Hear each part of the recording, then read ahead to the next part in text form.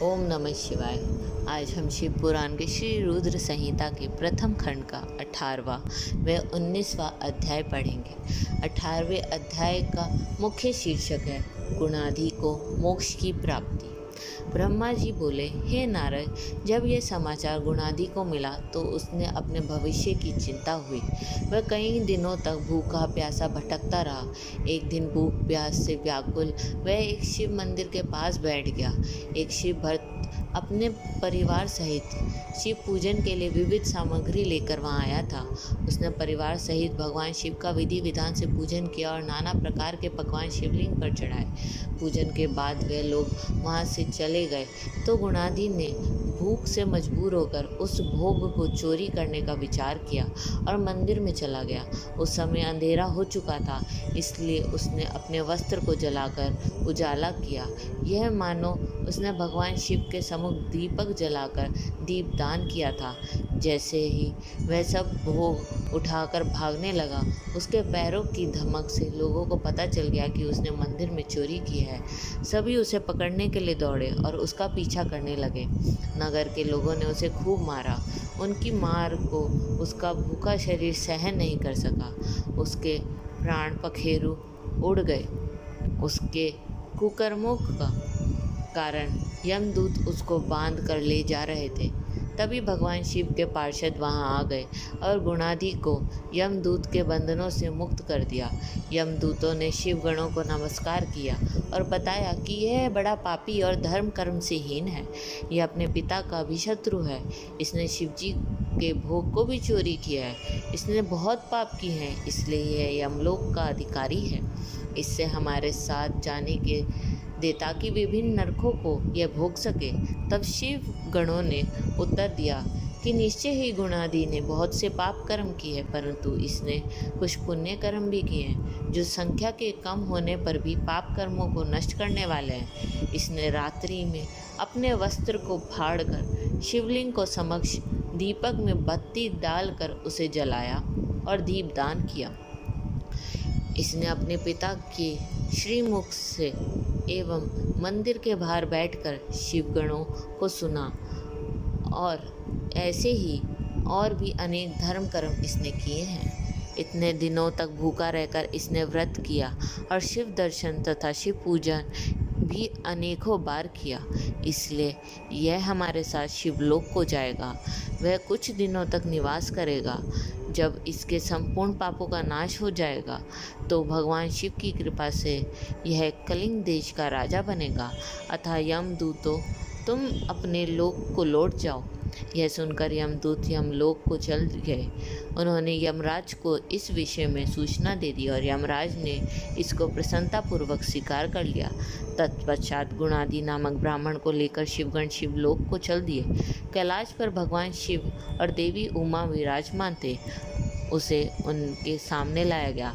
गुणादि ने भगवान शिव उमा के चरण वंदना की और उनकी स्तुति की। उसने महादेव से अपने किए कर्मों के बारे में क्षमा याचना की। भगवान ने उसे क्षमा प्रदान कर दी।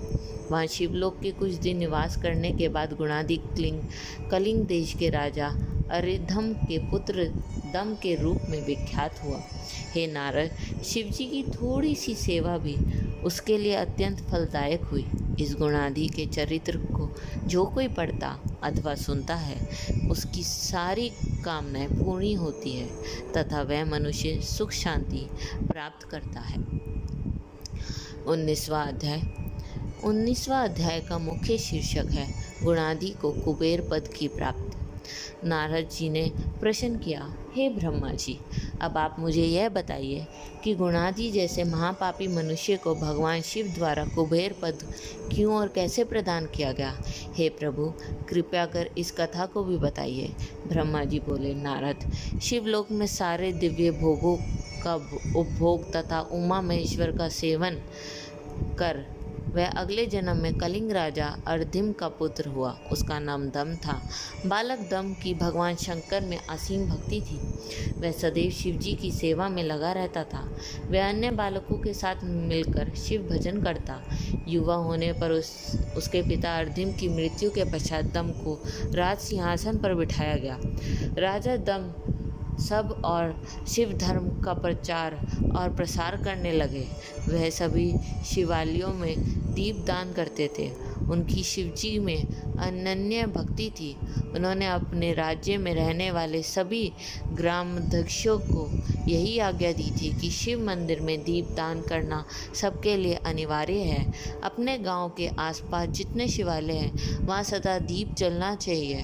राजदम ने आजीवन शिव धर्म का पालन किया।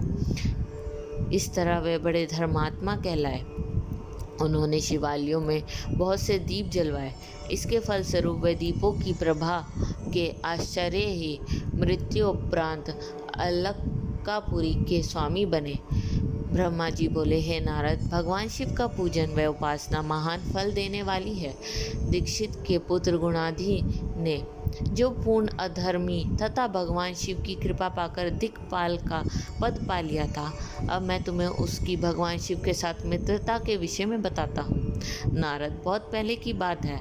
मेरे मानस पुत्र पुलस्त्य ने विश्वा का जन्म हुआ और विश्वा के पुत्र कुबेर हुए। उन्होंने पूर्व काल में बहुत कठोर तप किया।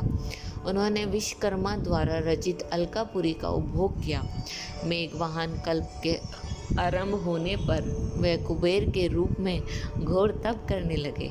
वह भगवान शिव द्वारा प्रकाशित काशीपुरी में गए और अपने मन के रत्नमय दीपों से 11 रुद्रों को उद्बोधित कर वह तन्मयता से शिवजी से ध्यान में मगन होकर निश्चल भाव से उनकी उपासना करने लगे।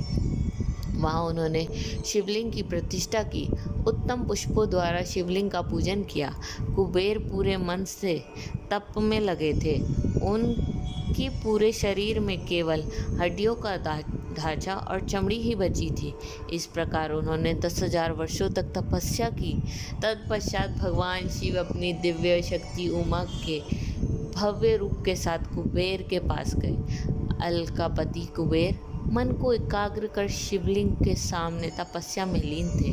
भगवान शिव ने कहा, अलकापते, मैं तुम्हारी भक्ति और तपस्या से प्रसन्न हूँ। तुम मुझसे अपनी इच्छा अनुसार वर मांग सकते हो। यह सुनकर जैसे ही कुबेर ने आंखें खोली तो उन्हें अपने सामने भगवान नीलकंठ खड़े दिखाई दिए। उनका तेज सूर्य के समान था। उनके मस्तक पर चंद्रमा अपनी चांदनी बिखेर रहा था। उनके तेज से कुबेर की आंखें चौंधिया गई। तत्काल उन्होंने अपनी आंखें बंद कर ली। वे भगवान शिव से बोले, भगवान, मेरे नेत्रों को वह शक्ति दीजिए जिससे मैं आपकी चरणाविंदों का दर्शन कर सकूं। कुबेर की बात सुनकर भगवान शिव ने अपनी हथेली से कुबेर को स्पर्श कर देखने की शक्ति प्रदान की।